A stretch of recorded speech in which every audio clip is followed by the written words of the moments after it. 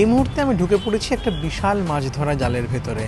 আর এবছর অবসর তাঁদের যে পুজোর থিম সাজাচ্ছেন তার মধ্যে রয়েছে মৎস্যজীবীদের ব্যবহৃত বিভিন্ন ধরনের উপকরণ, আর তার জন্য জাল তো রয়েইছে।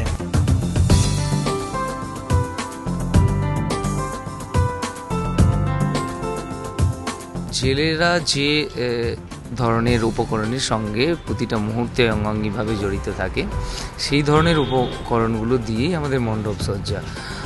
মণ্ডপের সামনে এলে দর্শকরা এই অনুভূতি পাবে যে তারা যেন জেলেদেরই একটা পুজো দেখতে এসছে।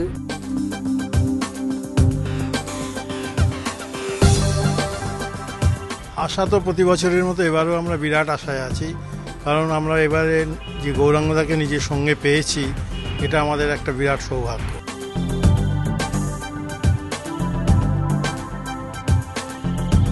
মৎস্যজীবীদের বিভিন্ন জিনিস নিয়ে যে ইনস্টলেশন সাজানো হচ্ছে তা অবশ্যই নজর কাড়বে, আর তার পাশাপাশি যে আলোর ব্যবহার করা হচ্ছে তাতেও থাকছে অভিনবত্ব। সব মিলিয়ে এবার অবসরের পুজো অন্য মাত্রা দেবে। সঞ্চয়ন মিত্র, এবিপি আনন্দ, কলকাতা।